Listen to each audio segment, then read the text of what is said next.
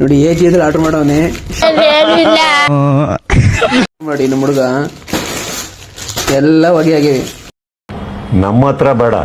3 product order ಮಾಡಿದ, 1 2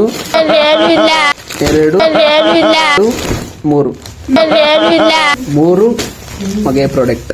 ಸಾರಿ estimate sorry sir, ಬೇಜಾರು ಮಾಡ್ಕೊಂಬೇಡಿ.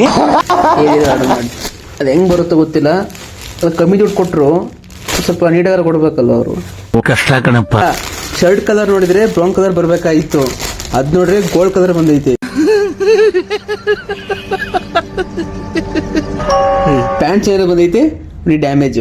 ಈ ತರ ಬಡವನಿಗೆ ಗೊತ್ತು ದುಡ್ಡಿನ ಬೆಲೆ, ಶ್ರೀಮಂತನಿಗೆ ಏನ್ ಗೊತ್ತು ದುಡ್ಡಿನ ಬೆಲೆ. ಜಾಕೆಟ್ ಆರ್ಡರ್ ಮಾಡೋನು ಏಜ್ ಇದ್ದಲ್ಲಿ ಮತ್ತೆ ನೋಡಿ. ಆಯ್ತು, ಆಮೇಲೆ ಆ ಜುಪ್ಪೇನು ಒಂದೇ ಸಲ ಹೇಳ್ತಿದ್ದು, ಹಿಂಗ್ ಒಂದ್ಸಲ ಹೇಳ್ದ ಅರ್ಧೋಯ್ತು. ಹಿಂಗ್ ಈ ತರ ಕ್ವಾಲಿಟಿ ಕೊಟ್ಬಿಟ್ರೆ ಆಯ್ತು ಬಿಡು. ಚಿಕ್ಕ ಪೇಟೆಗೂ ಚೆನ್ನಾಗಿ ಸಿಗ್ತವೆ, ಇಲ್ಲಿ ತಗೊಳ್ಳೋದು ಏಜ್ ಇದ್ದಲ್ಲಿ. ಏನಂತ್ಯ ಆಲ್ರೆಡಿ ಸೌಂಡ್ ಬರ್ತಾರೆ ಡೀಟೇಲ್ಸ್ ಕನ್ನಡ ತಾಯಿ ಮಕ್ಕಳೆಲ್ಲ ಎದ್ ಬಂದ್ರಪ್ಪ, ಹೋಗ್ಮ. ಅದಕ್ಕೆ ಇದು ತಗೋಬಿಟ್ಟೈತಿಗೆ ಡಸ್ಟ್ಬಿನ್ ಯಾಕ ತಗೋಬಿಟ್ಟಿ.